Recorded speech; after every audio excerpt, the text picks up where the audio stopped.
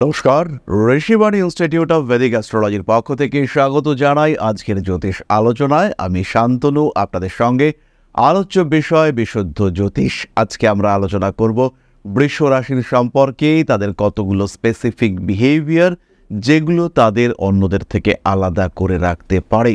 কালপুরুষের দ্বিতীয় রাশি, শুক্রের দ্বারা প্রভাবিত মোস্ট রেসপন্সিবল রিলায়েবল রাশি বৃষ রাশি, এবং সেই বৃষ রাশি বৃষলগ্নের মানুষদের কি এমন বৈশিষ্ট্য যেটা তাদের অন্যদের থেকে আলাদা করে রাখে, কেন তারা মাঝে মাঝে পিছিয়ে পড়েন, কেন তারা এগিয়ে গিয়েও বাধার সম্মুখীন হন, কিংবা কোন সময় বৃষর গতি অত্যন্ত বেশি হয়ে ওঠে, কখন তারা ডেভেলপমেন্টের শিখরে উঠতে পারেন, এই সমস্ত বিষয় নিয়ে আমাদের আলোচনা।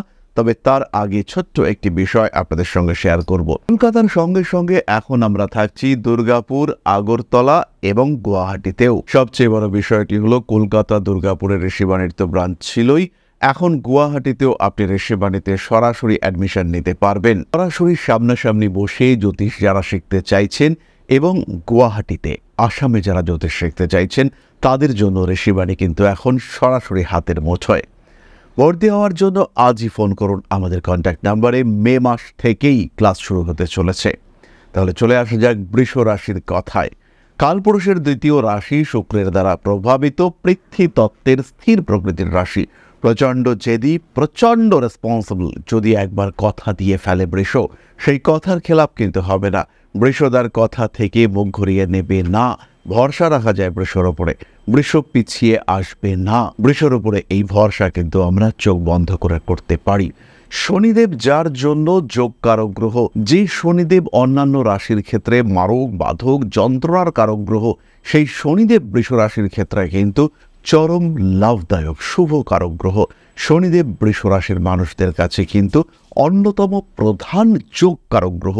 তাই বৃষ যে অন্যদের থেকে আলাদা, এই বিষয়ে কিন্তু কোনো সংশয় থাকছে না। তিনটি নক্ষত্র বৃষতে রয়েছে। প্রথমেই রয়েছেন কৃতিকা, প্রচণ্ড রাগী, প্রচণ্ড তেজি, প্রথম 10 ডিগ্রি। তারপরে রোহিণী, ভীষণ রেসপন্সিবল, যথেষ্ট রোমান্টিক, ক্রিয়েটিভিটির চরম মাত্রায় সে সাকসেসফুল। রোহিণী নক্ষত্রে বৃষর প্রকাশ কিন্তু সম্পূর্ণ আলাদা। তার মধ্যে রয়েছে বিনোদন যোগ্যতা, তার মধ্যে রয়েছে মানুষকে নিয়ে চলার প্রবণতা, রাগ, তেজ, উগ্রতা, জেদ। রোহিণীতে এসে কিন্তু তা স্তিমিত। তার ঠিক পরেই মৃগশীর্ষা, বৃষ রাশির শেষ দুটি চরণ, অর্থাৎ শেষ 6 ডিগ্রি 40 মিনিট, সেটা মৃগশীর্ষার অন্তর্গত। মৃগশীর্ষা নক্ষত্রের মধ্যে রয়েছে অকারণ ছুটে বেড়ানোর প্রবণতা। এখানে এসে বৃষর স্থৈর্য কিছুটা চাঞ্চল্যে রূপান্তরিত হচ্ছে। এখানে এসে কিন্তু বৃষ একটু ছটফটে। এবার বৃষর রোমান্টিকতার মধ্যে কামনার প্রবেশ ঘটল। বৃষর রেসপন্সিবিলিটির মধ্যে কিন্তু এবার একটু স্বার্থ চিন্তা সংযুক্ত হলো। প্রচণ্ড পরিশ্রম, প্রচণ্ড ছোটাছুটি, সাকসেস রেট একটু কমে আসলো মৃগশিরাতে। কিন্তু মৃগশিরা নক্ষত্রের জাতক বা জাতিকাদের মঙ্গল যদি বলবান হয়, মঙ্গল যদি বলবান হয়ে উপচয় ক্ষেত্রগত হয়, সেই উপচয় ক্ষেত্রগত মঙ্গলের নক্ষত্র যদি ত্রিকোণে অবস্থান করে, সেই ক্ষেত্রে সেই বৃষরাশি মৃগশিরা নক্ষত্রের জাতক, তাকে প্রতিরোধ করা এটা কিন্তু রীতিমতো অসাধ্য। তাকে আটকানো যাবে না, সে জিতবে, কারণ জেতার জন্যই তার জন্ম হয়েছে। আবার এই বৃষ রাশি বা লগ্নের জাতক বা জাতিকা যার রোহিণী নক্ষত্রে জন্ম হয়েছে, কিন্তু চন্দ্র যার কুণ্ডলিতে দুর্বল, তার ক্ষেত্রে কিন্তু স্ট্রেংথের একটা অভাব দেখতে পাওয়া যাবে। লড়াই করবার মানসিকতায় একটা ঘাটতি, সহজে হেরে যাওয়ার প্রবণতা এটা থাকবে। কিন্তু এই চন্দ্র যদি বলবান হয়, যদি কুণ্ডলিতে চন্দ্র মঙ্গল, চন্দ্র বৃহস্পতি, চন্দ্র শুক্র যোগ দেখতে পাওয়া যায়, সেই ক্ষেত্রে এই জাতক কিন্তু আবার অপ্রতিরোধ্য। জাতক তার রোমান্টিকতা, জাতক তার ভালোবাসা, জাতকের মধ্যে থাকবে সবাইকে নিয়ে চলার প্রবণতা। তাই রোমান্টিকতা, ভালোবাসা, সবাইকে নিয়ে চলবার প্রবণতা, এই সমস্ত বিষয় নিয়ে জাতককে কিন্তু আটকে রাখা যাবে না। প্রত্যেকটি ক্ষেত্রে জাতক কিন্তু সফল হবেন। এই জাতক যেমন কবিতা লিখবেন, ঠিক তেমনভাবেই তিনি কিন্তু স্বীকার করতেও পটু হবেন। তার মধ্যে রোমান্টিকতা, সাহস, দায়িত্ববোধ, লড়াই করার প্রবণতা, সমস্ত কিছুর একটা সংমিশ্রণ, এবং আলটিমেটলি জিতবার ক্ষমতা, সেটা চরম মাত্রায় দেখতে পাওয়া যাবে। বৃষ রাশি বা লগ্নের জাতক বা জাতিকা যদি শুক্রের দশা পেয়ে থাকেন, যদি যৌবনকালে শুক্রের দশা পেয়ে থাকেন, তাহলে সেই শুক্রের দশা বৃহস্পতির অন্তর্দশা, শুক্রের দশা শনির অন্তর্দশা, শুক্রের দশা বুধের অন্তর্দশা, জাতককে হিউজ ডেভেলপমেন্ট দেবে। এই অন্তর্দশা অধিপতিরা যদি একটু ভালো জায়গায় থাকে তাহলে আর দেখতে হবে না, তাহলে জাতক কিন্তু তার নির্দিষ্ট উদ্দিষ্ট লক্ষ্যে পৌঁছবেন অতি সহজে, অতি অল্প পরিশ্রমে। রাহুর দশা এবং বৃহস্পতির অন্তর্দশা, বৃহস্পতি অবস্থান করে রয়েছেন ষষ্ঠে তুলায়, অথবা বৃহস্পতি অবস্থান করে রয়েছেন নবমে মকরে নিচস্থ হয়ে, সেই ক্ষেত্রে এই জাতক কিন্তু বাধাপ্রাপ্ত হবেন, তার উন্নতি সেটাও কিন্তু বাধাপ্রাপ্ত হবে। এই একটি বিষয়ে পরিষ্কার, লগ্ন বা রাশি যাই হোক না কেন, স্ট্রেংথ, স্ট্যামিনা এটা কিন্তু আসবে তার গ্রহ অবস্থানের মাধ্যমে। আপনারা প্রত্যেকে কিন্তু এই বিষয়টিকে খেয়াল রাখবেন। বৃষ রাশিতে এই মুহূর্তে বৃহস্পতি অবস্থান করে রয়েছেন, বৃহস্পতি শুক্রের মধ্যে একটা ক্ষেত্র বিনিময় সম্পর্ক, সেটাও কিন্তু আমরা বেশ কিছুদিনের জন্য দেখতে পাচ্ছি। এই সময়টা অত্যন্ত শুভ সময় বৃষের জন্য। দশম ভাবে রাহুর অবস্থান, জন্মকুণ্ডলিতে রাহু যদি একটু পজিটিভিটি নিয়ে থাকে, আমরা পরবর্তী বেশ কয়েকটি সিরিজ করব রাহুর ওপরে, সেখানে রাহু কখন পজিটিভ এটা জানাবো আমরা। কিন্তু রাহু যদি পজিটিভ কন্ডিশনে থাকে, সেই ক্ষেত্রে প্রাপ্তি যোগ সেটা কিন্তু চরম মাত্রায় যাবে, সাকসেস রেট সেটা কিন্তু হবে অকল্পনীয়। আপনি চিন্তাই করতে পারবেন না কতটা ইমপ্রুভমেন্ট, বেটারমেন্ট আপনার ক্ষেত্রে ঘটতে পারে। তাহলে বৃষ রাশি বা লগ্নের জাতক বা জাতিকা, তাদের বেশ কয়েকটি পজিটিভিটি, কিছু নেগেটিভিটি, এগুলো আমরা বুঝলাম। বৃষ রাশির মানুষদের সবচেয়ে স্ট্রংগেস্ট পয়েন্ট কোনটা? সেটি হলো বৃষের রেসপন্সিবিলিটি। বৃষ কিন্তু চরম মাত্রায় রেসপন্সিবল। দ্বিতীয়ত, বৃষ অনেস্ট। বৃষ কিন্তু সহজে মিথ্যে কথা বলেন না, বৃষ মিথ্যে কথা বলতে চান না, বৃষ মিথ্যে কথা বলতে পারেন না। তৃতীয়ত, বৃষের ফিজিক্যাল স্ট্রেংথ। বৃষ রাশি বা লগ্নের মানুষ তারা অত্যন্ত বলবান, তারা হারতে জানেন না, তারা হারতে পছন্দ করেন না। তাদের মধ্যে শক্তি এবং বুদ্ধির একটা মিশ্রণ দেখতে পাওয়া যায়। খুব গ্রহ অবস্থান খারাপ না হলে শক্তি এবং বুদ্ধির এই কম্বিনেশন বৃষকে এগিয়ে নিয়ে যায়। বৃষর ধৈর্য, তার কারণে বৃষ কিন্তু সাকসেসফুল হয়ে থাকেন। তার মধ্যেও আমরা দেখতে পাই বেশ কিছু সময় বাধা, বিপত্তি, সমস্যা বৃষকে গ্রাস করে। বৃষ কখনো কখনো অস্থির হয়ে পড়েন। এর কারণ হলো নক্ষত্রগুলি মাঝে মাঝেই পীড়িত হয়, এবং বৃষ সবচেয়ে বেশি পীড়িত হন যখন বৃষর নক্ষত্রগুলি পীড়িত হয়। বৃষ রাশিতে রয়েছে রোহিণী নক্ষত্র, মোস্ট সেন্সিটিভ কনস্টেলেশন। সবচেয়ে বেশি যে নক্ষত্রগুলি পীড়িত হয় তার মধ্যে রোহিণী অন্যতম। ছোঁয়ার ঘায়ে মূর্ছা যাওয়া নক্ষত্র হলো রোহিণী, সহজেই পীড়িত হয়, ইমোশনাল হয়ে পড়ে। তাই বৃষর পঞ্চম কোয়ালিটি হচ্ছে বৃষর ইমোশন, ষষ্ঠ কোয়ালিটি বৃষর ইগো। যদি মনে আঘাত লাগে, বৃষ কিন্তু কোনো কিছুর সঙ্গে কম্প্রোমাইজ করে না। আর যদি মন ভালো থাকে, বৃষ কিন্তু কুলির কাজ করতেও পিছপা হবেন না।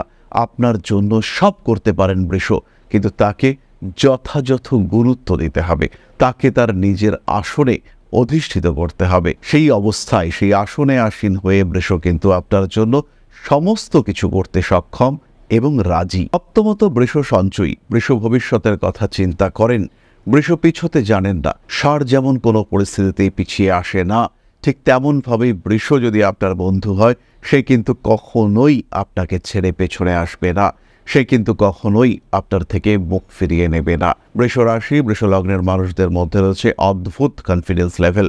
বৃষ কিন্তু কখনো সেই আত্মবিশ্বাস থেকে সরে আসে না। বৃষর এই আত্মবিশ্বাস, এটা বৃষের নবম গুণ, এবং বলা যেতে পারে বৃষের অন্যতম বড় গুণ। বৃষ জানে আমি করতে পারবো। আর দশমত, বৃষর মধ্যে রয়েছে চরম ঐশ্বরিক বিশ্বাস। বৃষ তার প্রারব্ধে বিশ্বাস করে, বৃষ তার কর্মে বিশ্বাস করে, অর্থাৎ যা কিছু ঘটছে ঈশ্বরের ইচ্ছায় ঘটছে, এই ভরসা এটা কিন্তু বৃষর মধ্যে সব সময় থাকে। নবমপতি দশমপতি শনি হওয়ার কারণে, অষ্টমপতি বৃহস্পতি হওয়ার কারণে বৃষের মধ্যে এই ঐশ্বরিক বিশ্বাস এটা কিন্তু চরম মাত্রায় থাকে। জীবনে যাই হোক না কেন, যাই আসুক না কেন, আমার ঈশ্বর, আমার আরাধ্য আমাকে রক্ষা করবেন, এই ভরসা কিন্তু বৃষর মধ্যে থাকে।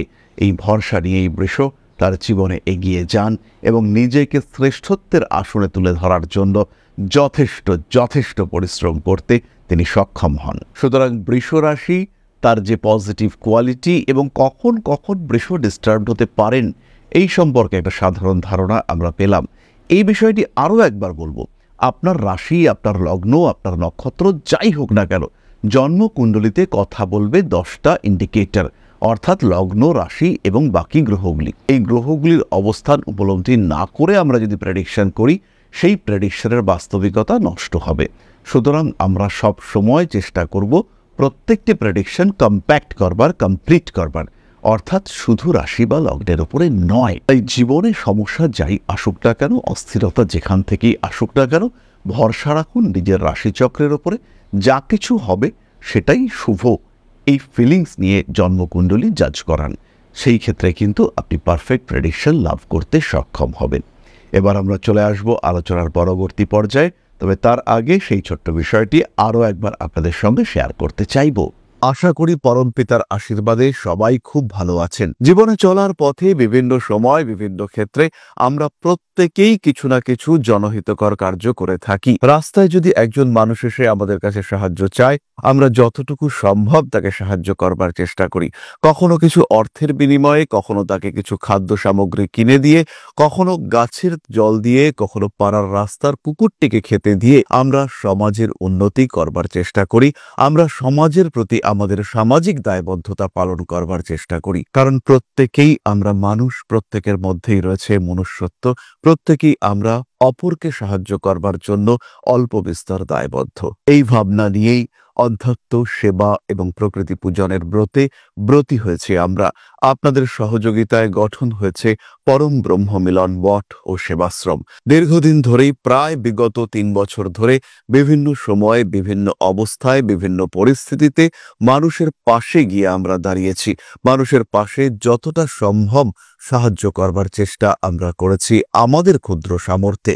বারংবার আমরা পেয়েছি আপনাদের সাহচর্য, বারংবার আপনারা বাড়িয়ে দিয়েছেন আপনাদের সহযোগিতার হাত।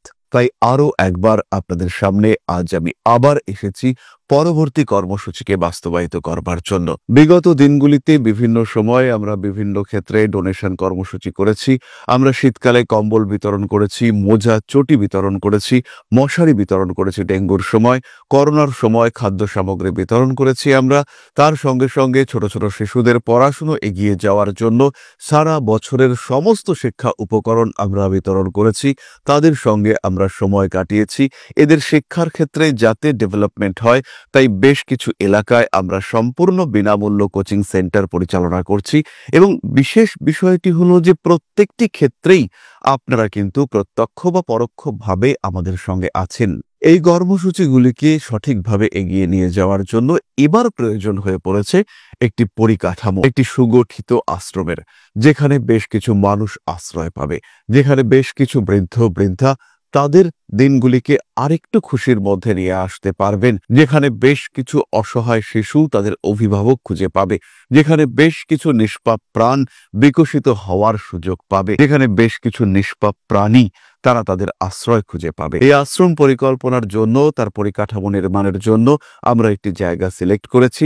সেই জায়গাটি ক্রয় করবার জন্য প্রয়োজন বিপুল অর্থের, যেটি কেবলমাত্র আমাদের প্রচেষ্টায় সংগ্রহ করা অসম্ভব। তাই আপনাদের প্রত্যেকের কাছে ছোট্ট অনুরোধ, প্রত্যেকেই অল্প অল্প করে এগিয়ে আসুন। প্রত্যেকের বিন্দু বিন্দু অনুদানে একদিন সিন্ধু স্বরূপ গড়ে উঠবে পরম ব্রহ্ম মিলন মঠ ও সেবাশ্রম। আমাদের প্রত্যেকের স্বপ্ন সমাজের জন্য কিছু করে যাওয়ার, সমাজকে উন্নততর পর্যায়ে নিয়ে যাওয়ার এই যে প্রচেষ্টা, এই যে ইচ্ছে, এই যে উদ্যম, এই উৎসাহ বাস্তবায়িত হবে আপনাদের সহযোগিতার মাধ্যমে। তাই আপনাদের প্রত্যেকের কাছে স্বনির্বন্ধ অনুরোধ, যতটুকু সম্ভব, যতটুকু সামর্থ্য, হতেই পারে অতি ক্ষুদ্র সেই সামর্থ্য, কিন্তু এসে পাশে দাঁড়ান। ইতিমধ্যেই বহু মানুষ তাদের যথাসম্ভব সাহায্যের হাত আমাদের দিকে বাড়িয়েছেন। আমরা তাদের প্রতি কৃতজ্ঞ, আমাদের আন্তরিক ধন্যবাদ আমরা জানাই তাদের প্রতি। এবং আপনাদের কাছেও আমাদের অনুরোধ, আপনারাও একটু একটু করে এগিয়ে আসুন। সবাই যদি অল্প অল্প করে এগিয়ে আসি, তাহলেই কিন্তু বিরাট কোনো স্বপ্ন বাস্তবায়িত হতে পারবে। সকলেই যদি অল্প অল্প করে এগিয়ে আসি, তাহলেই কিন্তু বিরাট এই মহান কর্ম বাস্তবায়িত হতে পারবে।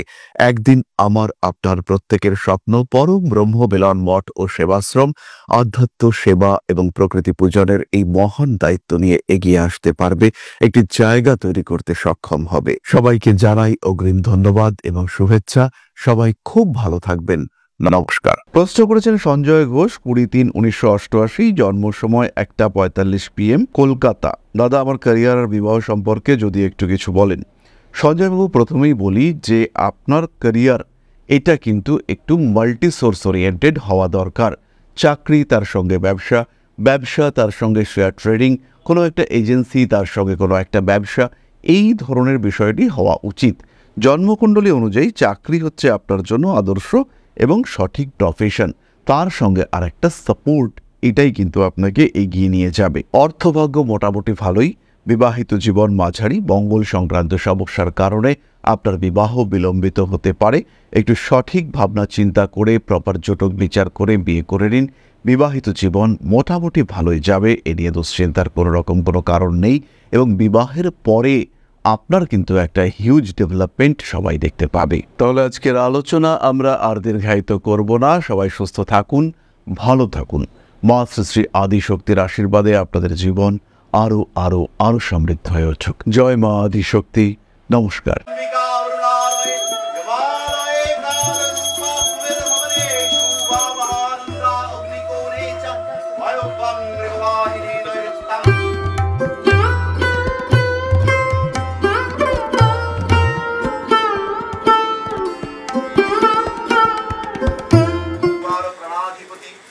दक्षिणा कालिका परिषदाय स्वाहा।